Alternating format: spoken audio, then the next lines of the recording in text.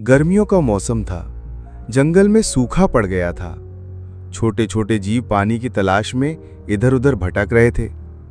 एक पुराने पेड़ की जड़ में सांप कलक रहता था। वो ज्यादा किसी से मिलता जुलता नहीं था और सब उसे खतरनाक समझते थे।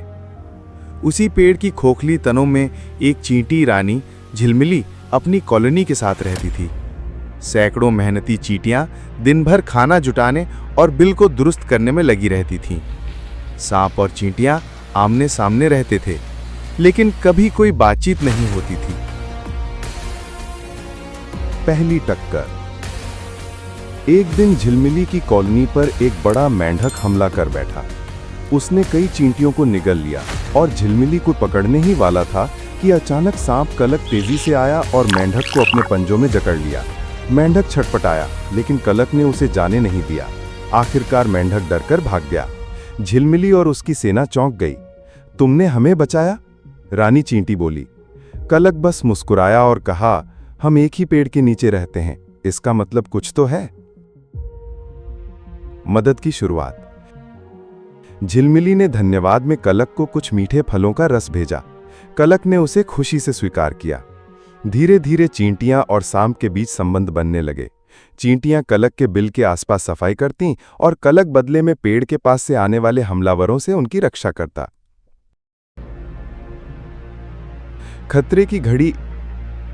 एक दिन जंगल में आग लग गई। तेज हवा की वजह से आग पेड़ के पास आ गई। चींटियां घबरा गईं। वे अपना घर नहीं छोड़ सकती थीं। कलक ने तुरंत निर्णय लिया।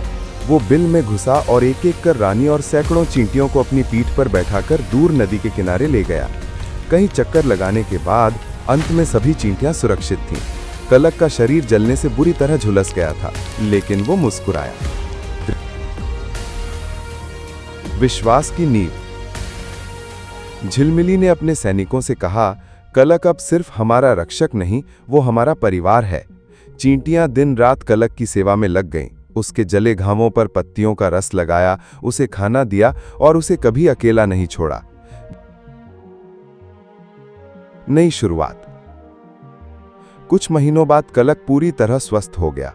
अब वो चींटियों के बच्चों के साथ खेलता था और जंगल के दूसरे जानवरों को भी समझाने लगा कि एक सांप भी दोस्त बन सकता है। कलक और झिलमिली की दोस्ती जंगल में मिसाल बन गई।